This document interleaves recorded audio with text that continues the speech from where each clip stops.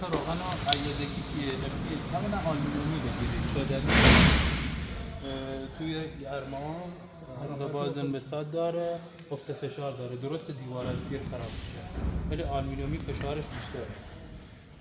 وقتی پمپ روغن رو باز کنید در جعبه بسته بعدیش یه طوریه که این چپ میشه، چپ که شد این دنده اگه بزرگ شد مثل این چپ ببینید یه طرفش کنیک داره یه طرف نداره، یه طرفش داره. ببینید اینو برعکس نباید ببندید، کنیک رو بیرون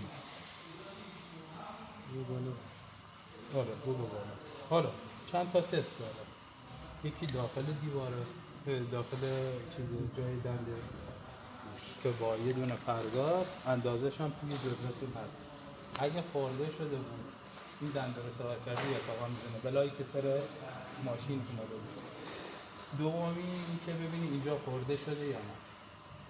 چطوری اندازه گیری میکنی؟ این رو سوار میکنی میذاریش یه جای صاف که فشار به دو تا دنده نباشه. من پلاستیک گیج میذارم و میبندم و اندازه گیری میکنم. اگه پلاستیک گیج نداشتید خطکش میذارید و فیلر میزنید. اندازه فیلر هم توی جزوه‌تون هست. روی چرخنده قشنگ روی چرخنده میبندم پرس میکنم.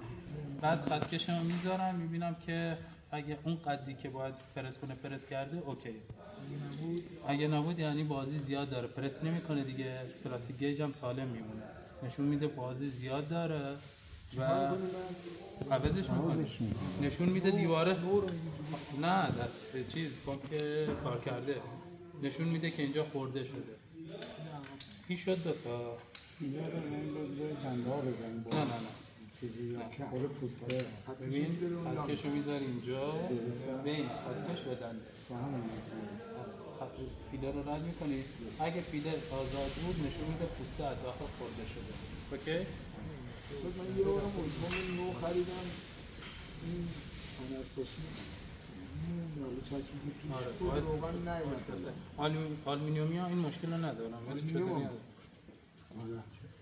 خب سومین تستش اینه که فیلر رو بزنی بین دیواره و چرخنده. لحجه عربی داره. ببین دو تا ما گفتیم قسمت سفره‌سانی به دو قسمت تقسیم میشه، کم فشار و پرفشار. قسمت کم فشارش میشه از این پیچ به بعد و قسمت پرفشارش میشه اپون به سوزن. خب مشکلایی که پیش میاد توی قسمت کم فشار و پرفشار تو کلاس فردا بهتون میگم چه خطایی باشه. دو تا پلنجر اینجا داره خیلی گران قیمتن، این قدرت چند برابر بدن به کماره. حالا یه فیلتر صافی هم این متی توی این مسیر هست که اگه کیپ بشه افت قدرت رو داره. فقط موقعی که پمپ باز بشه میتونید این رو سرویس کنید، روی کار نمیشه. حالا یه خطاهایی میزنه واسه سنسور FRP و واسه سنسور دمای سوخت که فردا بهتون میگم. این رو تایم کن ببند تایم ببند لطفا.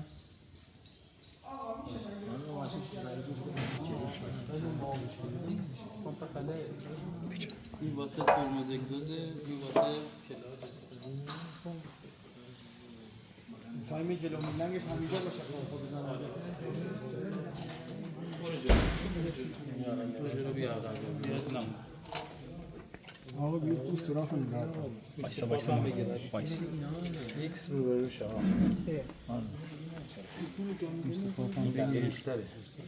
رو بروشه.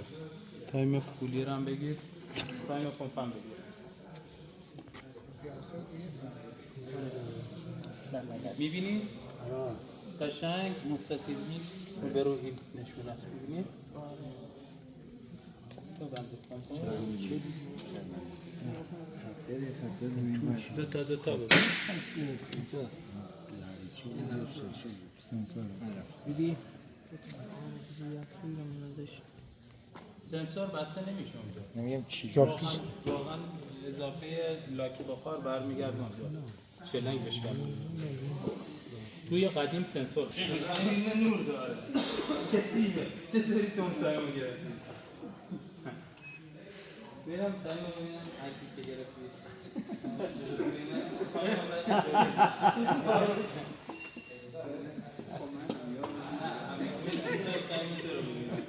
ببینید بچه‌ها مثلا دوستان فلش داره، فلش رو به جلو درسته، فلش رو به جلو زده 4 قسمت 4 برعکس نبندید که میچرخه خار رو خار و این فلش هم رو به جلو. اوکی بعدی روغن نزد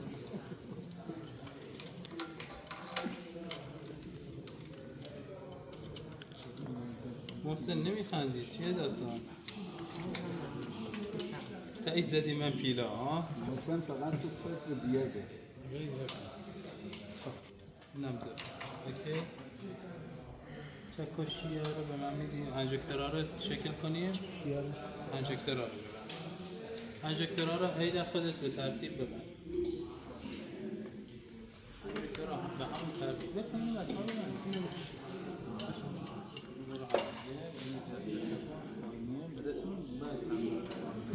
خطا میزنه مثلا اگه جا بشن یه دفعه روشن میشه یه دفعه کنترل خودم باید یک روشه در این نمیتونه عوض کنه چرا سرسوزن آقای همینجوری که قدرت دیگه داره حالا این شکایت میکنم راه نمیره ماشین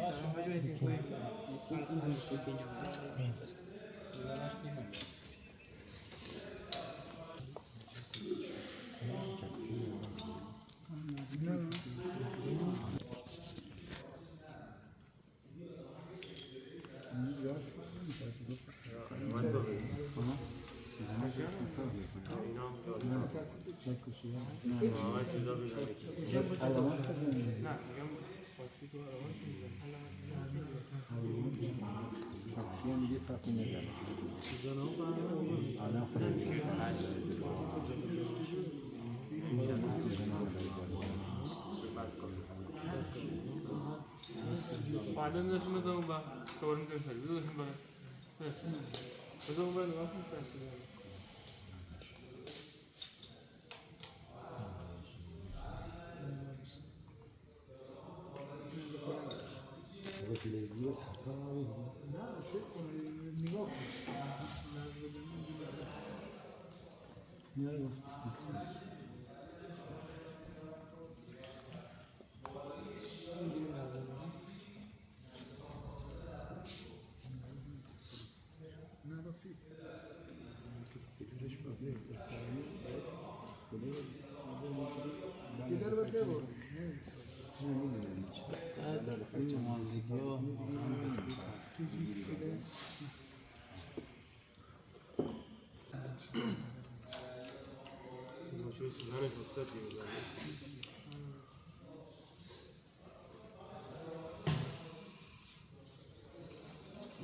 قبل از اینکه اینا رو ست کنی دول فارسینگا رو باید شکل بدی.